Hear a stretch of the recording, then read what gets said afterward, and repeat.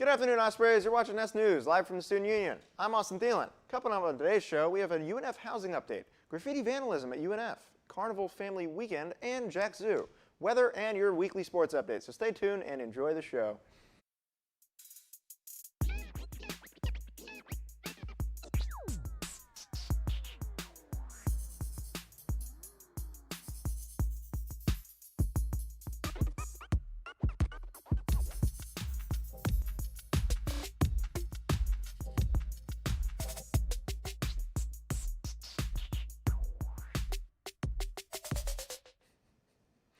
UNF's Department of Housing and Residence Life sent an email last Friday with info on a new on-campus housing policies. The update said in fall there's going to be 3,700 beds available throughout the 7 different residential communities, with half of the bed spaces being designated for newly admitted first-year students. The housing contract opened for rising freshmen and sophomores back on January 16th. Students in this group will have until February 16th to fill it out before it temporarily closes. Housing will then assess the numbers of students who filled out the contract compared to how many beds are available before March 4th at noon. And once this is finished, the contract will be reopened, available to all students. Robert Boyle, the Senior Director of Housing and Residence Life, said when the contract reopens, it'll be a first-come, first-served opportunity. He noted that on-campus housing is very on high demand right now, so he recommends that students who are wanting to live on campus next year fill it out as soon as possible. Many students and parents have posted to social media upset about the lack of squatters' rights in upperclassmen housing. Boyle said these rights were never directly stated in any housing contract. Here he is with some more information on the subject.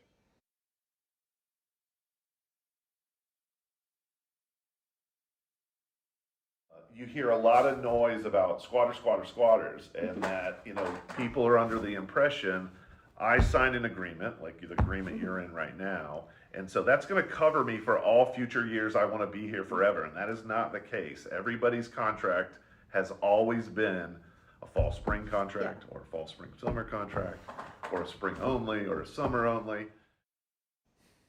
And Boyle said room selection will take place for upperclassmen this April and for rising freshmen sometime during the summer. Here's what upperclassmen had to say about the new process.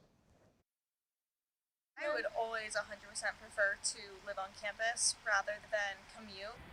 I'm a little disappointed with the fact that I might not get housing as an upperclassman, but I understand. I just kind of wish that we would have been informed a little bit sooner. Now, the new honors dorms broke ground on construction today next to Osprey Fountains, so make sure to check out unfspinnaker.com and next week's news for future updates. Now, here at UNF, this past week, the UNF Police Department has been trying to crack a number of vandalism cases across campus. Pro-Palestinian messages were found this past Monday morning written on the window of the campus Starbucks. Now, some of these messages written on the windows included Free Palestine, you are like the Germans who did nothing during the Holocaust, end genocide, and you are drinking the blood of 24,000 children. Now, UNFPD reported the messages were written overnight while the store was closed and found and cleaned off by UNF services early the next morning. Since October, Starbucks has been facing international boycotts and protests over the Israel-Palestinian conflict, when the Starbucks Union Workers United posted a pro-Palestine message on social media. Now, Starbucks sued them for using its name and logo, saying the company had no official stance on the war and the union's post is confusing customers. According to the Associated Press, CEO Laxman Narasimhan said Starbucks condemns all violence and the vandalism of stores taking place in the U.S. and abroad.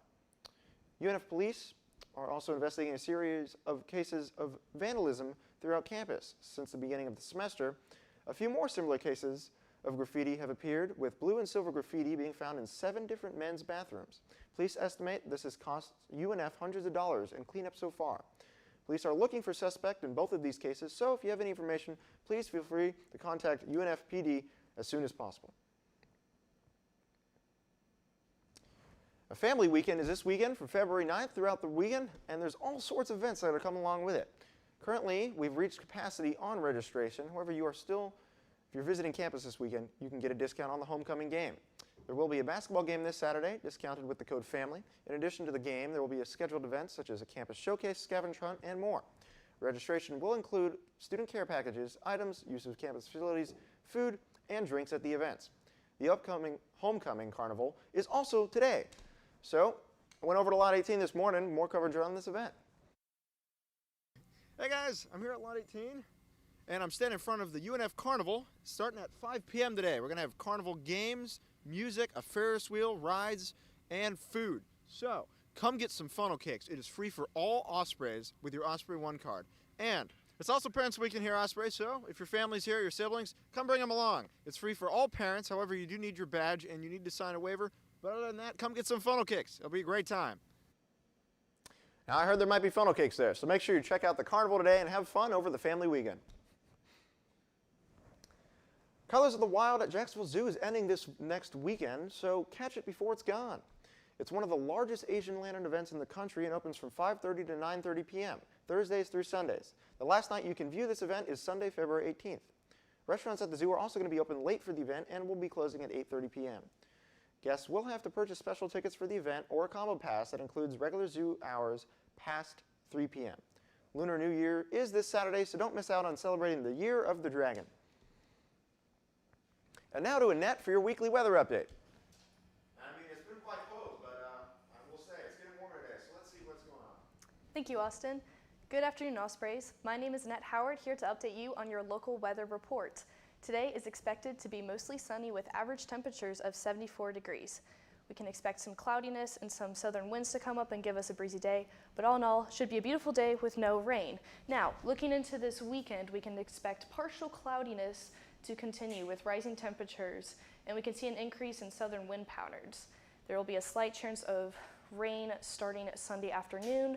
Monday, we'll see a 70% chance of rain with scattered thunderstorms. By Tuesday, we could continue seeing patterns of partial cloudiness, but luckily this rain will cool off temperatures, bringing back our lows into the high 40s. Now, looking into this week, we'll have mostly sunny weekend.